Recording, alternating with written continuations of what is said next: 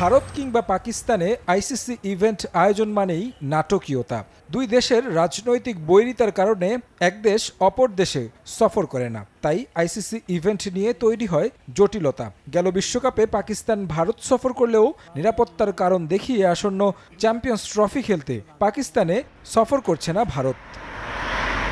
Champions trophy hybrid মডেলে আয়োজনের প্রস্তাব দিয়ে আসছে ভারত, তবে শুরুতে পাকিস্তান তাতে সম্মত না হওয়ায় বিষয়টি সমাধানে জরুরি সভায় বসে আইসিসি। ভারতের খবরদারির কারণে সেই সভাও ভেস্তে যায়। তবে নতুন করে সমস্যার সমাধানে একত্রিত বিশ্বের ক্রিকেট কর্তারা। বর্তমানে তারা অবস্থান করছেন আইসিসির প্রধান কার্যালয়ে দুবাইতে।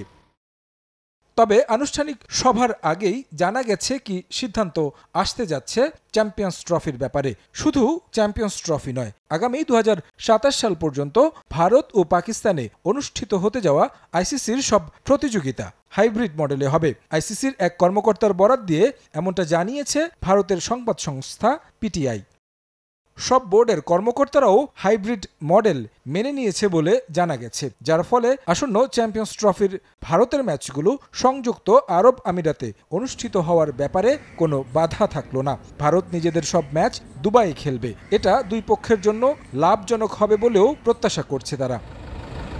প্রথমে হাইব্রিড মডেল মেনে না নিলেও পরে 2031 সাল পর্যন্ত ভারতের সব টুর্নামেন্টও হাইব্রিড মডেলে আয়োজনের শর্তে মেনে নিয়েছিল পাকিস্তান, কিন্তু সেটা এখন 2027 সাল পর্যন্ত নামিয়ে আনা হয়েছে।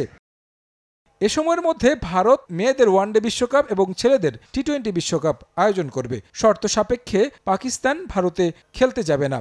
ছেলেদের টি-20 বিশ্বকাপে ভারতের সঙ্গে সহ আয়োজক দেশ হিসেবে রয়েছে শ্রীলঙ্কা, ফলে পাকিস্তানের ম্যাচগুলো সে দেশে আয়োজন করা হবে।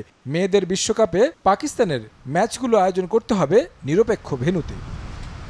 তারেক হাসান শিমুল, সময় সংবাদ।